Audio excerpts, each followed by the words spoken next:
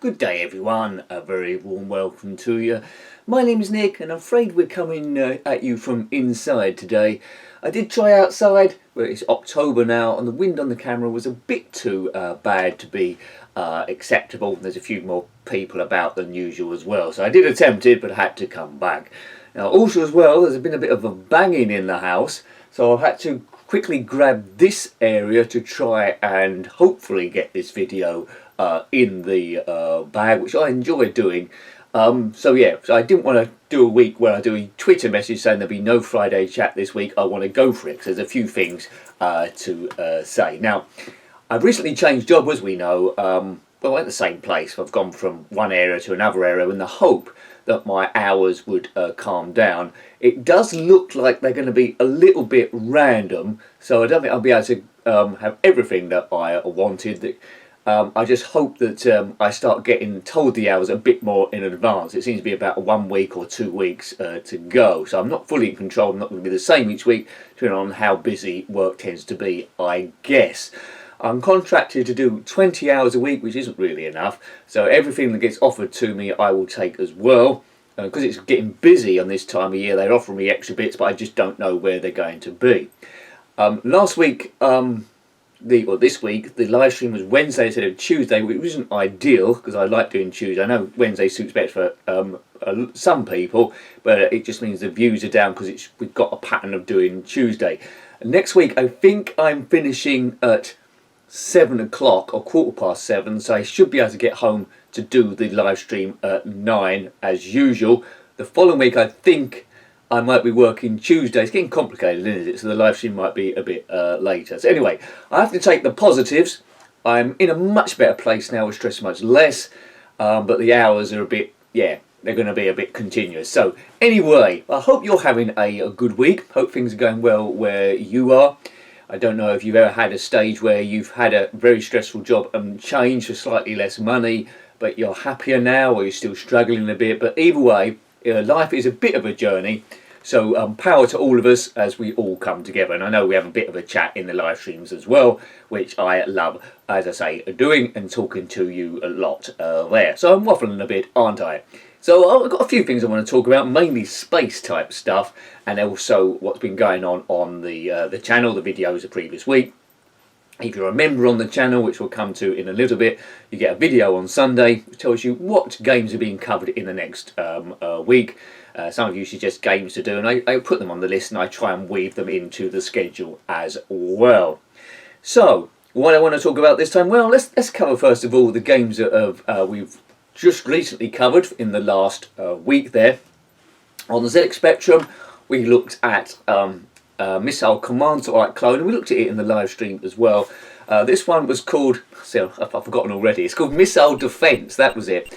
A rather tricky controls, but if you don't know about the game, you control 3 towers over single screens, firing towers, and must protect your ground-based vehicles, in this case they look like camper vans, from a dreaded attack from above, laser beams to some unknown enemy, and by firing your missile and causing explosions, you can block the lasers firing down at you.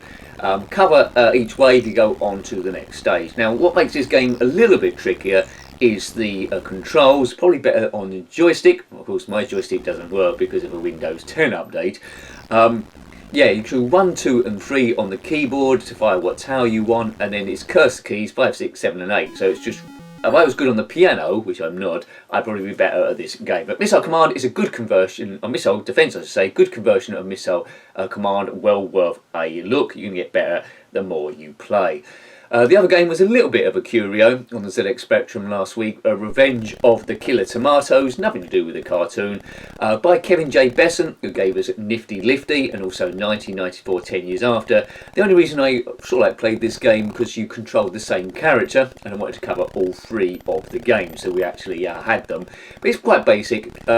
Smithy, your character, is a farmer in this instance, and you must pick weeds with your Cabbage Patch, which is continuously moving, bump into the killer tomatoes, or later on mutant Swedes or manic mushrooms, and you die. You have to survive a certain length of time. So there's not really much to the game. It couldn't survive now, but from a retro point of view, an 8-bit point of view, it was good to see. I don't think I would have liked to pay full money for the thing, that is for sure. And we always look at live streams on Wednesdays. We've been looking at the Dark Transit trilogy, a bit out of order. We looked at Dark Transit and Astrophobos. This time we looked at the middle one, which is Dark Transit 2, Kappa Strikes Back. And in this story, Kappa has returned to the mines, where his two other adventures were, to see they've been completely overridden by aliens, an alien infestation, and he must rid those aliens by solving clues and getting to the central plant and shooting basically everything. It's a really cool game, builds massively on the first game by Goliath Experience Games. All three of these games come out in 2021. It's really nice to see. Got a thumping soundtrack on it. I would say check all three of those ones out. It's a bit of a highlight of the week, Dark Transit 2. I just like the puzzle element, and like all three of the games, when you play them, certainly when I played Dark Transit 1, the first game in the live stream this week, you're going to get a bit further, and it's very rewarding to do so. So it was Dark Transit 2. So with the three ZX Spectrum games we looked at this week. On the Commodore Amiga, we looked at a rather weak Tetris game called Geiger Tetris. And he's heavily on the Swiss artist H.R. Geiger. When I say heavily, they've just nicked his name for it by putting one of his paintings behind the Tetris screen. One of you noticed that it's a Tetris clone, but you noticed that it's slightly wider than your normal Tetris grid. I think it's about 2 wider. It's got some classical music which doesn't really go with the Geiger theme. It's very, very classical, something maybe you'd find in pure chess if you're aware of that game. In my mind, they should have chosen a more mysterious, sort of like spacey sort of film to fit with Geiger's artwork. And there's been more of Geiger's artwork instead of just that one. Geiger was responsible for the artwork of Alien, Aliens, those films, and Species as well. If they'd done more pictures, it would have been better. But at the end of the day, you got a bog standard Tetris game. Looks very public domainish. And also on the Mega Drive, we looked at Toy Story. Quite a good platformer that, but you're going to get much more out of it if you are into the Toy Story films. I think I've only ever watched one all the way through, and that was one Christmas, but I couldn't isolate which one it was. But despite that, the game's been designed by Psygnosis and Traveller's Tales, and you can see the quality there. Each screen you're controlling Woody. He's got a different mission each time. And gets progressively more difficult. It's okay, doesn't blow me away, but it's quite a nice game to see. It's more, the animation is a bit more accomplished in games like Vector Man, for example, and you know, I think you would enjoy that at least for a little while. And the last game we looked at, I'm saying these in no particular order by the way, was on the Commodore 64, a game we looked at a live stream on the Spectrum very recently. This was Badlands, a top-down racing game in the Super Sprint series. If you're familiar with Super Sprint from the arcades, you'll know what to do here. Probably the most advanced games of the three. Played very different to the ZX Spectrum version, but I always look like top-down racing games anyway. It's quite fair gameplay, but if you bash into the other cars, it's going to hold you up a little bit frustratingly, but all the versions I've played have that as well, so it's a part of the Badlands game. By collecting spanners, you can get upgrades for steering and speed and turbo, so you know, it's pretty much the fare with this sort of genre. So you know, they were the 6 games. If you want to you might have seen all of them, might have seen one of them. If you see any of these clips that you want to see more of the video, please go and visit it, do a comment or whatever, and enjoy it and beat some stress, have a bit of a binge. There's probably about 3,000 videos on the channel now. Not all of them are reviews, about 2,000 plus probably are. So, you know, if you want a bit of a binge, you've got 2 weeks off or even 2 years off, go all the way through them, and I certainly need the watch time. So before, what did I say? I said I wanted to talk about space or something like that. Well, you might have bumped into this story. I followed it up a bit more by reading stuff. William Shatner has gone into space. That's right, William Shatner, who played James T. Kirk in the original Star Trek and the films as well. You might have heard a bit of noise there. I don't know how I can edit that out. Anyway, he's gone into space, age 90. He's become the oldest person ever to go into space.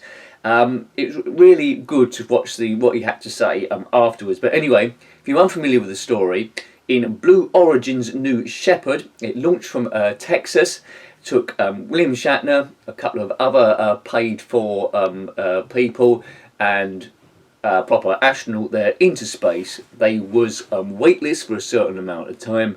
Then they come back into the atmosphere with the module.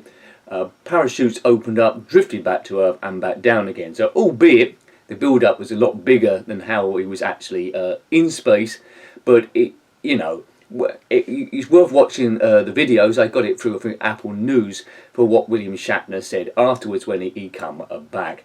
He was very, very emotional. It made me feel like I wanted to go to space to a degree. But what he says is it's probably an age thing. It made him more respectful of the planet Earth. He kept talking about the blue being the Earth's atmosphere, and contrasting it with the darkness, the black of space. And he got this sort of like impression from it that life was very, very short, and you go through it very, very quickly, and then you're in the blackness, represented as a death. So, he had a very profound experience. The rocket, when it left the Earth, was travelling at 2,000 miles an hour. I think the atmosphere is only 50 miles, so he's through the blue very, very quickly, and he likened it to a blanket suddenly being taken off, and then that is it. So, it's good that he was went into space, but he took more of a different view onto it, contrasting it with life and death. I would like to go into space to experience the weightlessness of the thing. Would you like to do that? I don't think I'd like to pay $250,000, probably because I haven't got $250,000. I think he went up for free though. I might be a little bit wrong. So try and check out that video if you can. I would put a link, but I can't remember it. It's probably on YouTube, William Shatner in space. The video I saw, I think it was via Apple News. The first hour of the video, you just seen like the rocket going through its checks, build up, and then it's very end of the video he's going up. But the best bit is right at the end, when the module has already landed in the Texas desert. The support team are then driven there to collect him, and they're all celebrating with champagne and stuff. And he comes out with the rest of the crew and says what he has to say. James T. Kirk, he's gone to space, 90. I think one of the other passengers become the first person from Australia, believe it or not, to go into space and come down again as well. So good stuff, good stuff. I'd rather be out walking today, so apologies that I am not. The wind was a little bit bad. I think we're going to get more of that now as we go into October, November time. I've been hinting for about a month now. There's another route I can possibly do, which is more undercover with trees, so it might block the wind a little bit, but I have to go a distance to get there, because if I'm a bit behind on the channel, the videos that have to be done with noise and etc., then I'm probably not going to get there. But I'm fighting. One of my favourite shows in the UK, I think it's only on about once a month, is The Sky at Night. You're probably aware of that TV programme, been going for actually years. If you're from the UK, if you're from outside the UK, you might have heard of it, or you might have similar shows in where you live as well. But basically they take a view of news from space, astronomy, and put it into this hour programme. What they was focusing on this time is, I think next year, NASA's got to decide on the next space program, what they're going to invest that in. Previous ones have been trips to Saturn, ancient ones are Voyager, there's the Mars rovers as well. So they've only got a certain amount of budget, and they've got to decide what they're going to do with these sort of like missions. So a lot of different companies or people, groups of people compete or put on paper what they think the mission should be. And one of them is, this took me a bit by surprise really, one of them wants a mission to the outer solar system, the worlds of Uranus and Neptune, which we call the ice giants. The only sort of like images we got from them is when one of the Voyager probes quickly went past them, snapped some of the moons as well. And I'm surprised at how little we know about these outside worlds. Now, we call them as ice giants, but they don't even know that they're made out of ice. There might be rock there might be gas. We don't fully know. Sorry, but we have to suspect where we are or with those. So that's what they want to do. And they want to go there because they feel by getting more information about these worlds will have a better understanding about how the solar system formed. It's true to say as well, the more we understand, the more we can plan for journeys to other systems, because a man is only, the sun has only got an infinite life there. Something could happen to the Earth and wipe out man. If we're on two worlds, then our chances increase. If we're in two different solar systems, then we're probably going to be here forever, unless something really catastrophic happens. It's not out of the question, if man can survive long enough, we would actually inhabit the whole of the galaxy. I think Elon Musk said it could take 10 to 20 million years, he suspected, because of the speed of travel. But, you know, it makes the mind wonder, and man could so easily get wiped out at this moment in time. The sun hasn't got an infinite amount of time to last there. Man's doing its best to destroy the one world we are on, with global warming and stuff. With overpopulated, I don't think it supports the population. So, you know, space programs, I would prefer them based on that. I prefer the next mission to be exploring the moons of Saturn, or possibly Jupiter, where we believe there's water there. There's Enceladus and Europa. Potentially we could have human bases there. Neptune and Uranus are good, but it's going to take a long time to get there, and I don't think there's a great deal we can discover apart from lots of information about those two worlds. I don't know, I might be a bit naive on the thing. So that's my news this time. William Shatner into space, fantastic. Made me want to go up there, but I don't think my experience will be quite the same as his.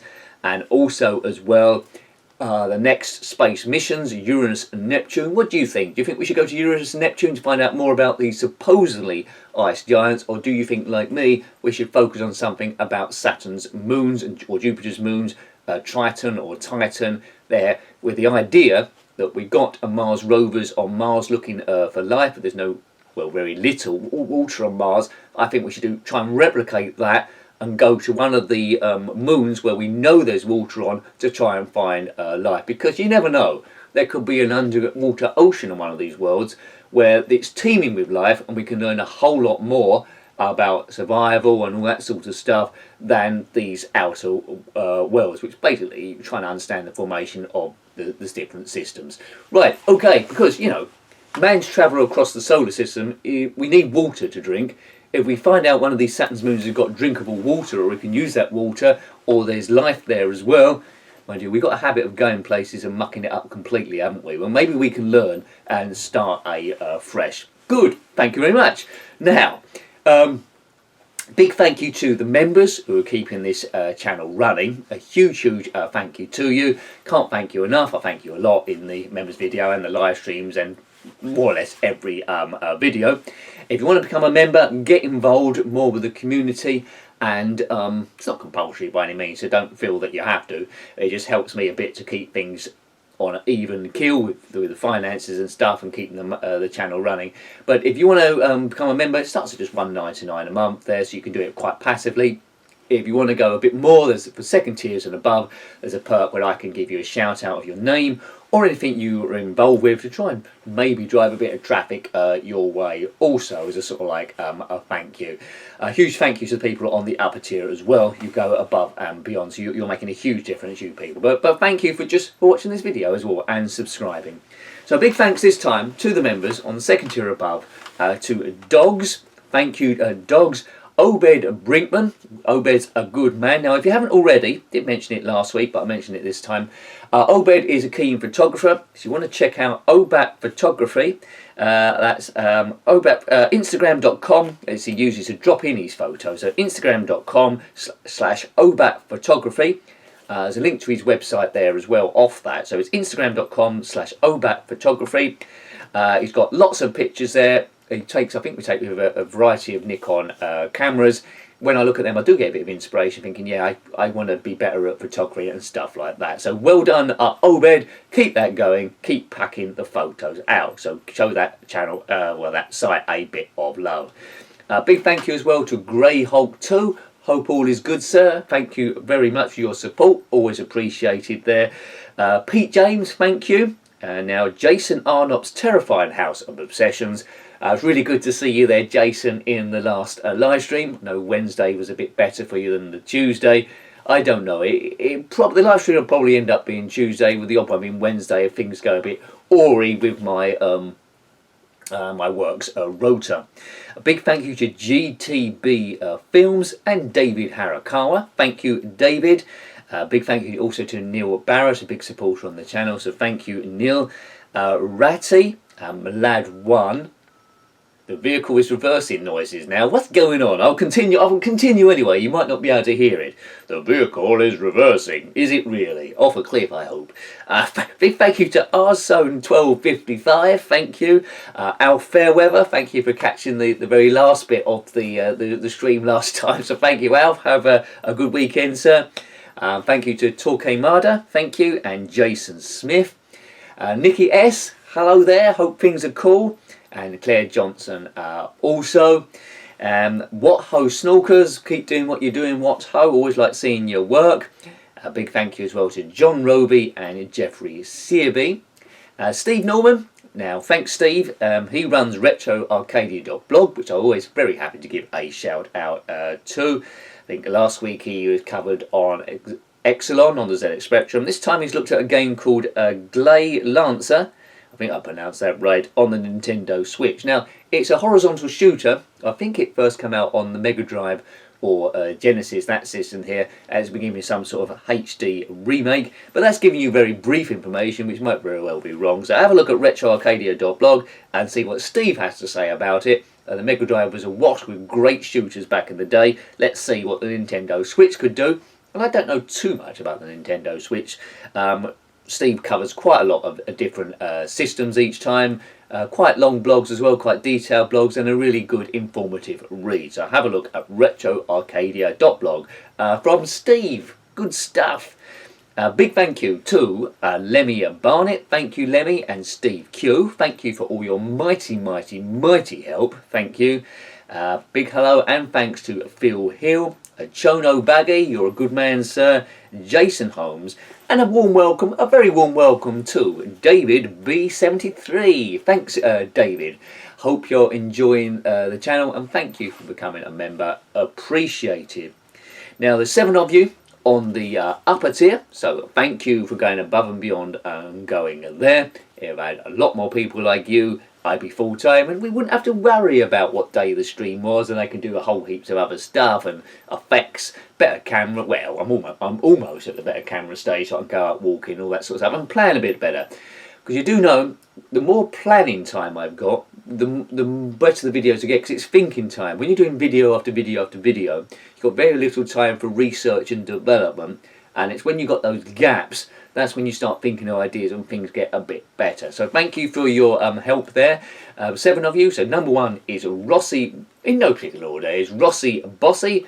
Thank you. Have a look. I think Ross is working on another game at the moment. But anyway, check out his Twitch up there. Not Twitch. Check out his itch. That's it. Up there to see what he's up to. He's probably updated that. So it's Ross Bossy there. The main game he's working on is Super 3D Pixel Grand Prix. But if you go to his site, you'll also have playable games Nifty Lifty 2 and Re-Enduro. I haven't been there for a while, so there might be some other stuff up there. But he's working on, caught it on Twitter, he's working on something else, a shooter, I think, Xevious. Something like that. Anyway, but he's always a busy guy. Check out Ross Bossy. Can't wait for Super 3D Pixel Grand Prix to come out. But there you go. It's been in development for a while. It's cooking, people. It's cooking. So keep doing what you're doing, Rossi. A massive thank you as well to Colin Hold. Thank you for your support there. Yeah, wonderful. Thank you, Colin.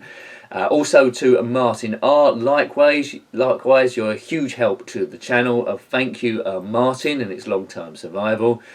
You're like royalty up here. So thank you to Richard Mitten. Thank you, Richard. Thank you for all your help there, and also to Tom. Graham Vebke, hope all is well, sir. I haven't spoken to you for a while. Hope all is going good for you. And also as well, a massive thank you to Jules M and all your help as well. Jules runs a site. If you haven't seen it already, please go there. It's mygamingmemories.weebly.com. Last thing she updated, I believe, is cartoon capers, but there's a whole load of information on that site about different games and a nostalgia. It's a nostalgia fest, really. One of those ones you can keep delving and see what you can find. So have a look at mygamingmemories.weebly.com. I think there's links to our other sites on that as well, including a blog. It does all a manner of different things. She's got the school book side, lots of things she's doing. So well done, Jules. Thank you very much, and thank you for all your help there, whether you're from Earth, Uranus or Neptune, or whether you're William Shatner that's just gone into space age 90. That's going to be a record worth trying to beat, isn't it? I'll have to wait a little while.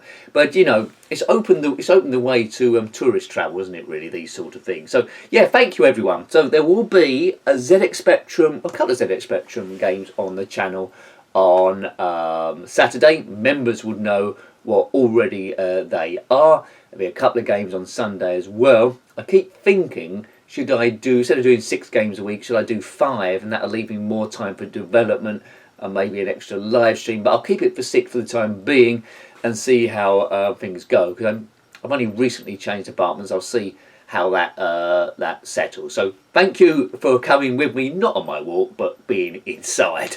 And until next time then, thanks folks. Have a good week. So next time, take great care of yourself, and a very fond goodbye. Goodbye. Goodbye, E. And Jenkin.